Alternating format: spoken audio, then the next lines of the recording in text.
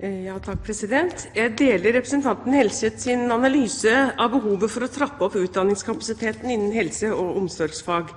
Det er stort behov for et utdannings- og kvalitetsløft innen omsorgstjenestene for å sikre et faglig forsvarlig og verdig tilbud.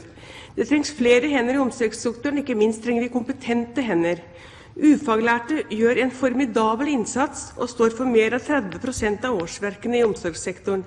Men de har et urimelig stort ansvar med pleie av alvorlig syke og døende mennesker i forhold til sin kompetanse.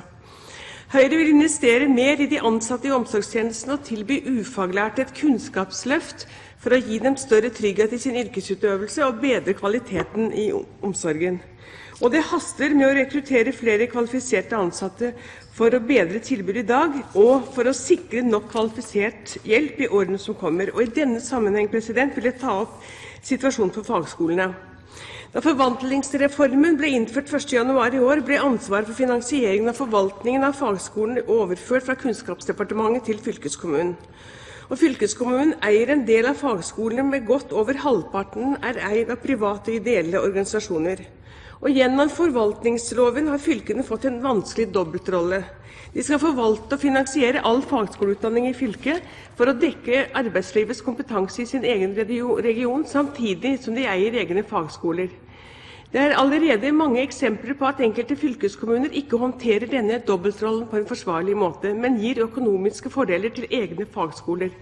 Dette gjelder bl.a. innen helse- og sosialfag, til tross for at det eksisterende regelverk for helse- og sosialfagenes fagskoleutdanning forutsetter at offentlige og private tilbydere skal likebehandles når det gjelder tilskudd. Konsekvensen blir at vi mister faglige tilbud som helsemyndighetene har definert som svært viktige utdanningstilbud for å sikre kvalitet i helse- og omsorgstjenestene. Og Friskolers Landsforbund, Norsk Forbund for Fjernundervisning og Abelia har vist til konkrete eksempler fra fylkeskommuner som kutter i overføringene til de private skolene og gir mest til sine egne. De er altså i ferd med å monopolisere fagutdanningene i helse- og sosialfag.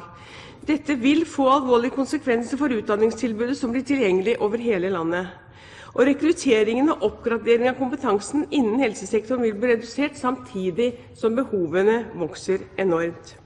Og jeg vil spørre statsråden hva hun helt konkret vil gjøre for å få slutt på denne forskjellsbehandlingen som nå vokser fram i enkelte fylkeskommuner, og hvordan hun vil sikre at de private helsefagskolene, som vi er svært avhengige av, skal bestå også i framtiden.